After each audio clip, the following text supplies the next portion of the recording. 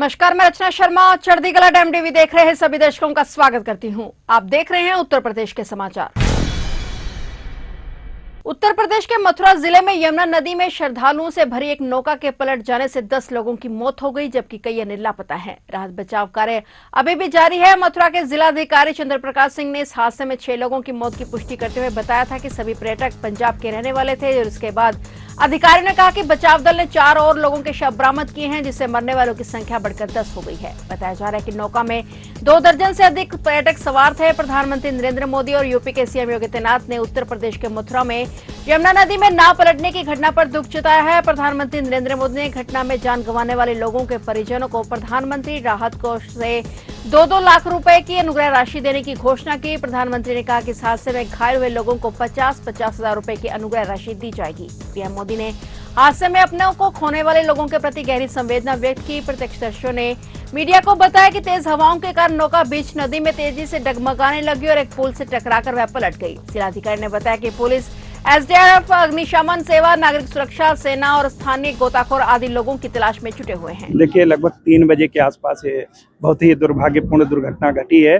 पंजाब से लुधियाना से कुछ श्रद्धालु आए हुए थे और जो सवेरे लगभग इनकी संख्या 32 के आसपास थी, जो 2 नाव में सवार थे।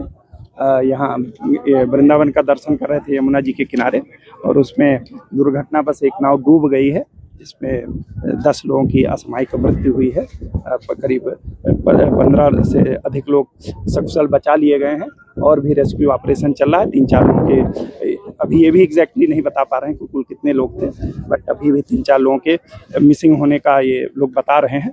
तो मुझे लगता है कि अच्छी बात ये थी कि यहीं सारे गोताखोर रहते भी हैं, जिनकी नाव थी वो सब गोताखोर भी हैं, तो यहीं थे। तो वो लगातार आप स्वयं भी देख रहे होंगे, हर आदमी लगा हुआ है इसमें।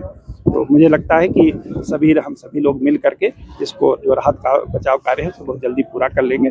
हमने यहाँ मथुरा में आर्मी भी स्टेशन है, तो हमने आर्मी भी बुलाई हुई है, आ गई है। एनडीआरएफ भी पहुँचने वाली है।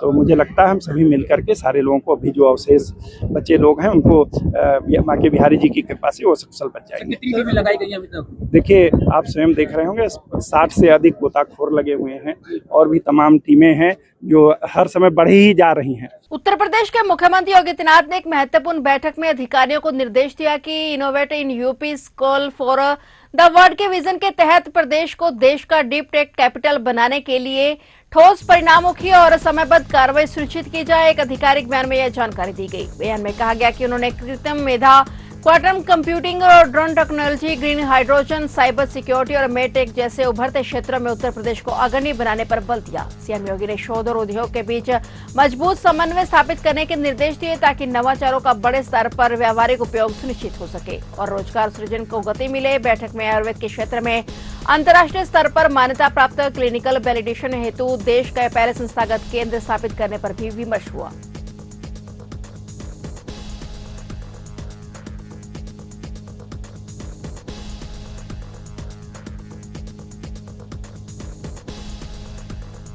उत्तर प्रदेश के मुख्यमंत्री योगी आदित्यनाथ ने कहा कि यदि देश को दीर्घकालिक रूप से स्वस्थ और उत्पादक बनाना है तो चिकित्सा व्यवस्था को इलाज केंद्रित मॉडल से आगे बढ़ाकर जन जागरूकता और जीवन शैली में सुधार पर आधारित मॉडल की ओर ले जाना होगा। मुख्यमंत्री ने कहा कि सरकार एक और स्वास्थ्य अवसंरचना और किफायती उपचार के विस्तार पर काम कर रही है, वहीं दूसरी ओर बीमारियों से पहले ही बचाव को प्राथमिकता देना समय की सबसे बड़ी आवश्यकता है। उनका कहना था कि मजबूत उपचार व्यवस्था और व्यापक बचाव अभियान का यह द्विस्तरीय दृष्टिकोण भविष्य की स्वास्थ्य सुरक्षा का आधार बनेगा और विकसित भारत के लक्ष्य को साकार करने में सहायक होगा। मुख्यमंत्री ने गैर संचारी रोगों को समाज के लिए गंभीर चिंता का विषय बताते हुए कहा कि बदलती जीवन शैली के कारण ये बीमारियां तेजी से बढ़ रही हैं। उन्होंने कहा कि भारत की पारंपरिक जीवन शैली, संतुलित आहार और नियमित दिनचर्या स्वस्थ जीवन का आधार रही है, लेकिन वर्तमान परिस्थितियों में बचाव और उपचार दोनों पर समान रूप से ध्यान देना आवश्यक है। मुख्यमंत्री ने कहा कि वर्ष 2025 में मुख्यमंत्री राहत कोष से लगभग 1400 करोड़ रुपए उपचार के लिए उपलब्ध कराए गए, जो सरकार की संवेदनशीलता को दर्शाता है। सीएम आदित्यनाथ ने कहा कि एक दशक पहले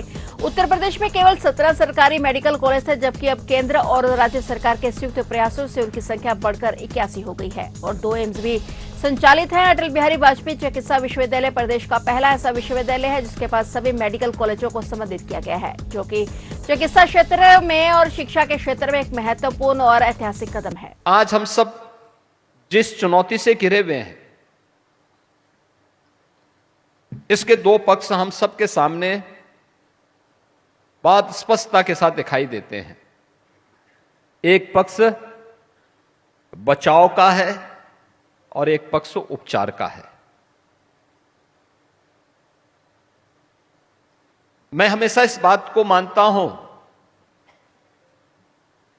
भाई आप इस फील्ड के विशेषज्ञ हैं तो स्वाभाविक रूप से आपको दूसरा पक्ष पसंद होगा, क्योंकि आपका उपचार में रुचि है, आपको अपने इनोवेशन को और अपने रिसर्च को आगे बढ़ाने के लिए इस फील्ड में रुचि भी है और अपने प्रोफेशनल को आगे बढ़ाने में भी आप तभी आगे बढ़ सकते हैं जब इसमें कुछ नयापन करके दिखाएंगे। लेकिन अगर आप मुझ जैसे व्यक्ति से पूछेंगे तो मैं इसके पहले पक्ष में ज्यादा विश्वास कर रहा हूं।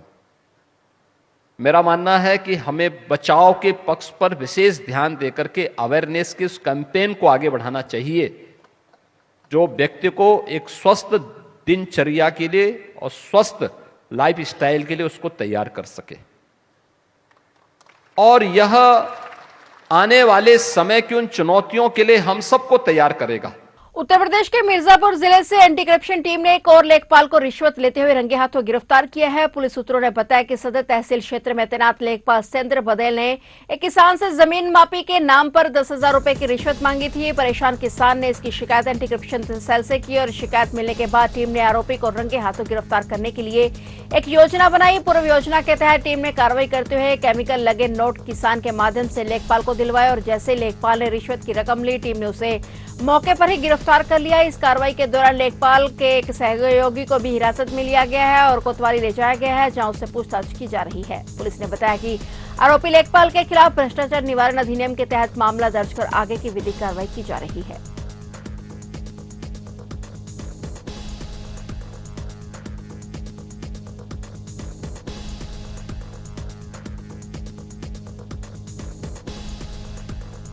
बाहुबली मुख्तार अंसारी के बेटे और मऊ से विधायक अब्बास अंसारी के लिए राहत भरी खबर है। हेट स्पीच मामले में सुप्रीम कोर्ट ने अब्बास अंसारी की सजा पर रोक बरकरार रखी है। सर्वोच्च न्यायालय के इस फैसले के बाद अब्बास की विधानसभा सदस्यता पूरी तरह से सुरक्षित हो गई है और उसकी विधायकी पर फिलहाल कोई आंच नहीं आएगी। अब्बास अंसारी को भड़काऊ भाषण देने के एक मामले में निचली अदालत ने सजा सुनाई थी और नियम के मुताबिक 2 साल या उससे ज्यादा की सजा होने पर किसी भी विधायक की सदस्यता रद्द की जा सकती है। सजा के ऐलान के बाद अब्बास अंसारी की विधायकी जाने का खतरा पैदा हो गया था। हालांकि इलाहाबाद हाईकोर्ट ने बाद में इस सजा पर रोक लगा दी थी, जिससे उसकी सदस्यता बच गई थी। उत्तर प्रदेश सरकार ने इलाहाबाद हाईकोर्ट के फैसले को चुनौती देते हुए सुप्रीम कोर्ट का दरवाजा खटखटाया था और सरकार की दलील थी कि हाईकोर्ट द्वारा सजा पर रोक लगाने का आदेश गलत है और इसे रद्द किया जाना चाहिए। सरकार चाहती थी कि सजा बहाल हो ताकि अब्बास अंसारी की विधानसभा सदस्यता रद्द करने की प्रक्रिया आगे बढ़ सके और इस हाई प्रोफाइल मामले की सुनवाई मुख्य न्यायाधीश की अध्यक्षता वाली पीठ ने की। दोनों पक्षों की दलीलें सुनने के बाद सुप्रीम कोर्ट ने उत्तर प्रदेश सरकार की याचिका को खारिज कर दिया। अदालत ने हाईकोर्ट के पुराने आदेश को ही प्रभावी माना, जिसका मतलब है कि अब्बास की सजा पर रोक जारी रहेगी।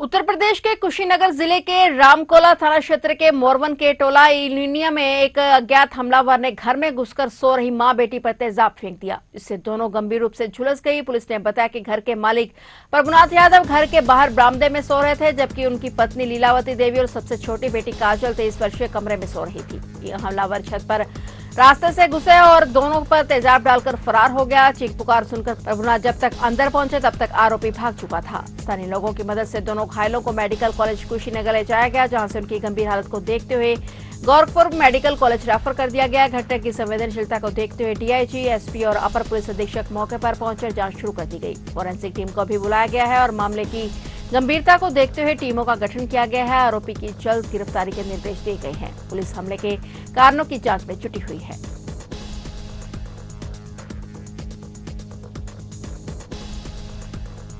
उच्चतम न्यायालय ने गाजियाबाद में 4 वर्षीय लड़की से दुष्कर्म और उसकी हत्या की विभत्स घटना पर गहरा शोक जताते हुए इस मामले में हस्तक्षेप किया और पुलिस आयुक्त तथा जांच अधिकारी को 13 अप्रैल को मामले के रिकॉर्ड के साथ पेश होने को कहा है। सीजे सूर्यकांत, न्यायमूर्ति जय माल्या और न्यायमूर्ति विपुल की पीठ ने मृतक बच्ची के पिता, जो एक दिहाड़ी मजदूर हैं, की ओर से पेश वरिष्ठ वकील की दलीलों पर गौर किया और मामले में अब तक राज्य पुलिस द्वारा की गई जांच के तरीके पर नाराजगी जताई। प्रधान न्यायाधीश ने राज्य पुलिस और उन 2 निजी अस्पतालों से नाखुशी जताई जिन्होंने कथित दुष्कर्म के बाद घायल बच्ची का इलाज करने से इनकार कर दिया था। न्यायालय ने इसे घोर उदासीनता और संवेदनहीन रवैया बताया।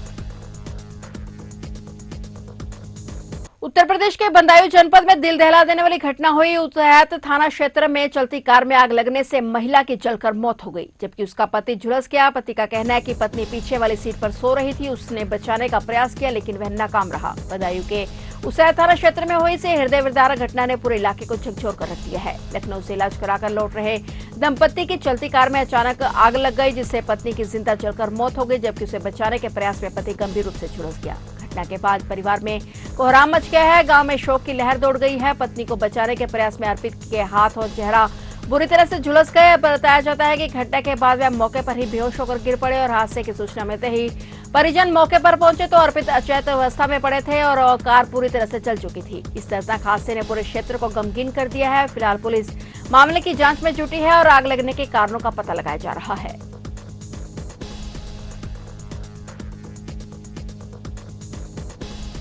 तो आप देख रहे थे उत्तर प्रदेश के समाचार और नए समाचारों के साथ फिर से हाजिर होंगे। तब तक के लिए देखते रहिए चढ़ती कला टाइम टीवी।